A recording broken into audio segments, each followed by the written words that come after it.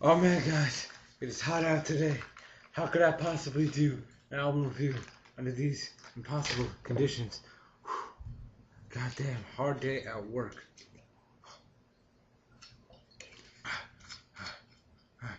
Oh god, guys. Oh, that felt so good.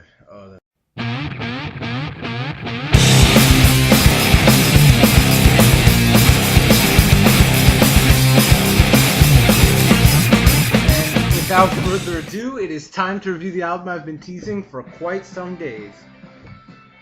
The Gaslight Anthem, American Slang. And I know, new location, I know I switch it up on you guys every time, but that's not a problem. It's just that the stereo in my bedroom isn't working. All my technology is failing. If you saw my computer screen now, you would see it's green. My iPod stopped working, my stereo isn't working, it's disgusting. Anyway, before I start this review, I have to say something about my rating system. I've noticed that I've been really easy on stuff. There's stuff I like a lot, but I give things way too high of ratings. I've noticed that too many things are, above 8 or at 8 when I think that should be reserved, that area of the rating spectrum should be reserved for very special albums. And I've even rated a bunch of stuff 9. The stuff I've given 10s I still agree with, though, because that's only 2 things. But I am going to maybe not be harsher, but change my rating system up a little. Here's how it will go. 1 is atrocious, not even music. 2 is very, very bad with maybe, at the best, 1 good quality. 3 is just horrible. 4 is bad. 5 is decent. 6 is above average. I enjoyed it, but it had multiple flaws. 7 is, I liked it a lot, but it may have had 1 big flaw, or a few minor flaws. 8 is I absolutely adored this album. 9, I adore it even more. It's true excellence, this album. And 10 is a perfect album that everyone should have. Absolute masterpiece, perfect. So that's how I'm going to rate stuff from now on.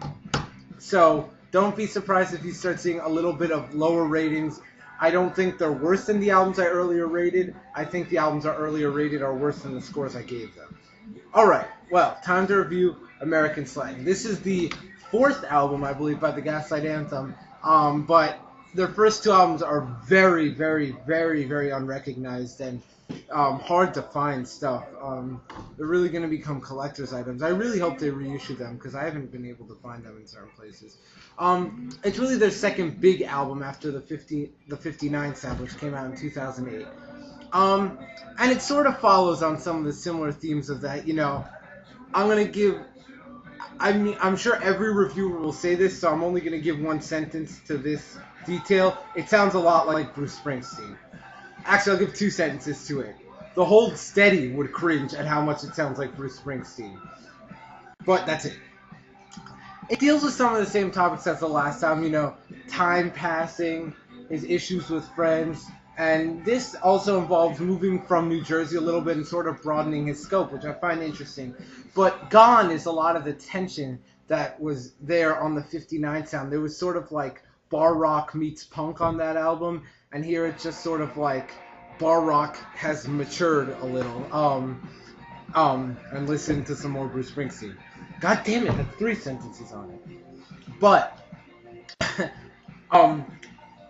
there's some interesting lyrical themes here.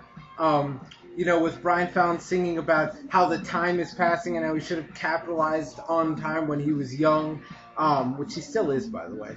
And then there's also the other side of it where he's singing about how, no, he shouldn't think like that. He still has a lot of time ahead of him. And he should take advantage of that time. But this creates a bit of a controversy on the album, right? A bit of a, a bit of a juxtaposition. That's a good word. And it also creates a bit of a controversy in my mind because I'm not sure whether I like this or not. There are times where I'm like, yeah, it's really cool that there's this indecision, but then there are times where I'm just like, okay, just make up your mind, Brian. I mean, really, you know. Also, there are points on this album where I feel like they could be a little less, you know, simplistic, a little less obvious about their themes. Some of the stuff, the music here is just, you're like, okay, this sounds good, but it's very simple. It sounds, I mean, the 59 sound was also simple, and they rely a little too much on Brian Fallon's excellent, you know, musty but powerful singing voice to sort of bail out their music sometimes. And I feel like, you know, you could change a little, you could complicate things a little bit more, challenge yourselves a little bit more. But for some reason, I don't feel like the Gaslight Anthem are a band that would think like that. There's one truly, truly great song on here, which is The Queen of Lower Chelsea. That's like the centerpiece epic of the album. That has by far the best lyrics of the album. And let me read some of them to you because they are super brilliant. Listen to this. Listen to this. Where is it? Where is it? And I love songs like this, by the way, that mention a lot of cities. I don't know why. I creed myself on this stuff. When he goes, did you grow lonesome and one of a kind? Were your records all you had to pass the time? Maybe you were taken by the mystery of New Orleans or the uptight rowdy crowds in Lower Chelsea. And we hustled in London, but we live in the city. I don't know why. I just really like that shit. I like shit like that where it's sort of like, you know, you had your music to pass the time when, you know, when shit was difficult, you know, and then mentioning a bunch of different cities. My thoughts are very jumbled in this review, I have to say. Alright, so my computer got shut off, so I have to continue filming from another location. There isn't much left to say about this album other than that despite the flaws, there's this intangible, likable quality about it, much the same way that Green Day's early